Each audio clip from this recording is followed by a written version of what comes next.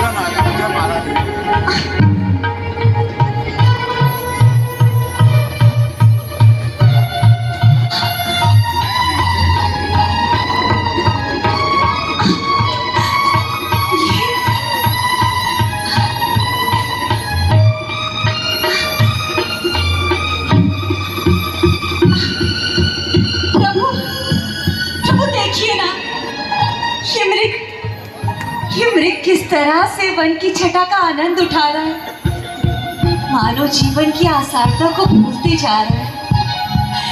कितना सुंदर मृग है। हाँ, बहुत सुंदर मृग है। आप मेरे लिए इसे पकड़ लाइए ना। हाँ प्रिय जी। ये मृग तो स्वच्छंद विचरण करने वाले होते हैं, तो इन्हें पकड़कर क्या करोगे? और वैसे भी इस आश्रम में तो नाना प्रकार के मृग हैं। तो स्वामी, इसे देखिए तो, ये तो जैसे मेरे मन को मोह कर ले जा रहा है। स्वामी, मुझे इस मृग को पालने की इच्छा है। मैं इसे पालना चाहती हूँ। आप मेरे लिए इसे ला दीजिए। लक्ष्मी, ऐसा स्वर्ण मृग प्रकृति में तुमने देखा है पहले? नहीं भैया। हो सकता है, क्योंकि प्रकृति की रचना अद्भुत है, तो प्रकृति में कुछ भी संभव है। लक्ष्मी, सीता को ये मृग भाग रहा है, इसलिए नहीं लक्ष्मी, मैं स्वयं जा रहा हूं इस मृग को पकड़ने के लिए। और तुम एक काम करो, जब तक मैं वापस ना आऊं, तुम सीता को अकेली छोड़कर इस आश्रम से बाहर मत जाना, क्योंकि यहाँ चारों ओर नाना प्रकार के राक्षस जो मायावी है वो विचरते रहते हैं। ठीक है? जैसे आगे भैया। सब जानत रघुपति सब कारण, उठे हरस सुर काज समारन। मृग विलोक कट पर कर बाधा, कर तल चाप रुचिर कर शाखा। ये मेरे भाग क्यों रहा है? सीता के कर सिरखवाली, बुध में बल सब। ये कोई सहज मृग प्रतीत नहीं होता, क्योंकि मृग की गति इतनी नहीं होती। अब लगता है मुझे अपने बाण से ही अनुसंधान कर इसके ऊपर आक्रमण करना पड़ेगा। तब तक कठिन राम वन बारा, तब तक कठिन राम वन बारा, धर्म परे हरि घोर कठोरा। प्रभु लक्ष्मण ही भावावान सरासन आना, निगम मेरी सहायता करो, मेरी सहायता करो, मेरे प्राण संकट में है। लक्ष्मण, लक्ष्मण, लक्ष्मण, तुमने कुछ सुना? हाँ, कुछ सुना तुमने? हाँ माते, मैंने सुना, किंतु ये जाल भी तो हो सकता है। नहीं नहीं, उन पर अवश्य ही कोई संकट आया है, इसीलिए तो तुम्हें बुलाया है। तुम शीघ्र ही जाओ लक्ष्मण, जाओ। माते, संकट त्रिलोक के नाथ में संकट। माते, किसका साहस है जो उन्हें दुख पहुंचाएगा? सूर्य जिस ओर प्रकाशित है वहां अंधेरा कब आएगा? अच्छा माते, माना कि दुख आ भी गया, किंतु दुखी नहीं कर पाएगा। आनंद कंद के दर्शन कर सुख का स्वरूप बन जाएगा। मां, मेरा इस समय धर्म है कि मैं रहूं आपकी रक्षा पर। सर्वस्व निछावर है मेरा अपने भैया की आज्ञा पर। वन माते, ये वन विशाल है, वेग्रान है, भय चारों ओर कनेरा है। माते, आपको अकेला छोड़ दूं कर्तव्य नहीं है मेरा है। तो क्या तू नहीं जाना चाहता जो इस प्रकार बातें बना रहा है?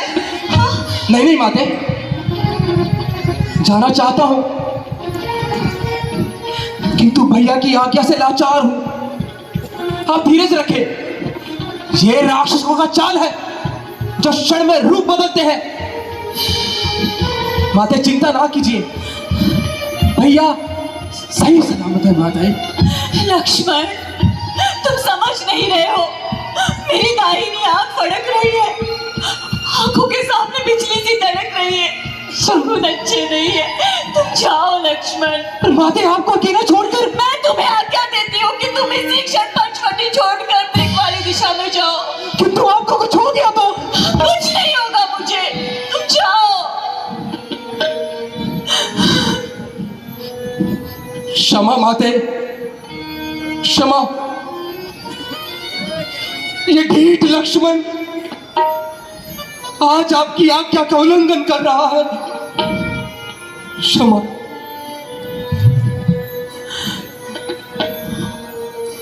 अब समझी कपटी लक्ष्मण, मां, मैं तेरे कहने का भाव अब समझी। तूने अवश्य ही पाप का चिंतन किया है माते, और मुझे अपनी बनाने के लिए अयोध्या से यहाँ मेरे साथ आया है।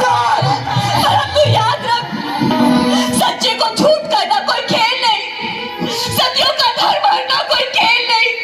गंधर्व देव धनुष जो मिलकर आएंगे, सीता को अपने धर्म पर निश्चय ही पाएंगे। बस बस, रहने दे। पाप का चिंतन करते तनिक भी नहीं लज्जाए। पाप है तेरे दिल में, तू सोचता है घात की। मेरे फुसलाने को बस मीठी रसीली बात की। भोलेपन से मैं नहीं थी जानती, जानते बाप का नाम। क्या पता था कि अपने भी नहीं आएंगे कहाँ। कपटी लक्ष्मण, कपटी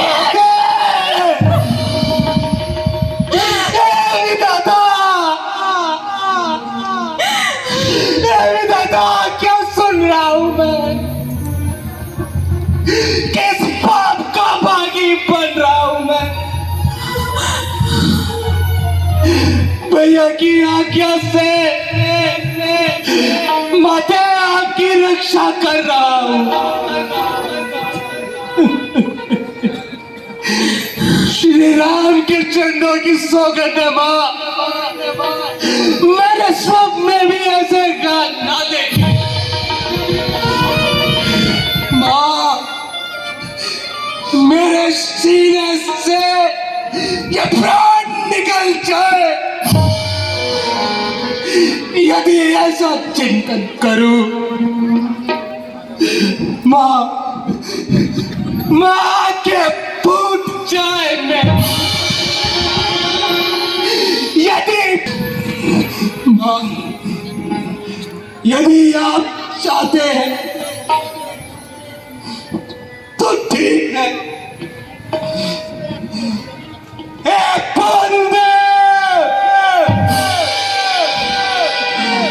गवाह हो तुम,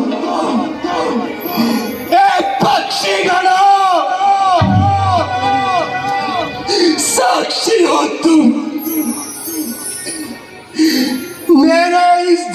की नैया के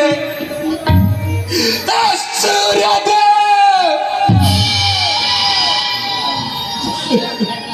मल्लाह तुम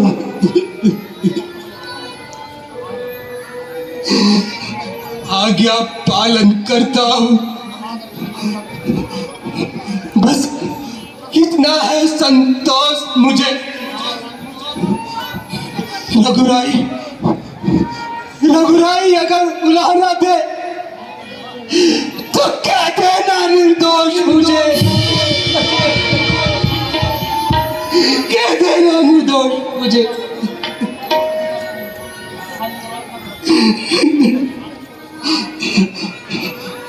तो मैं चाहता हूं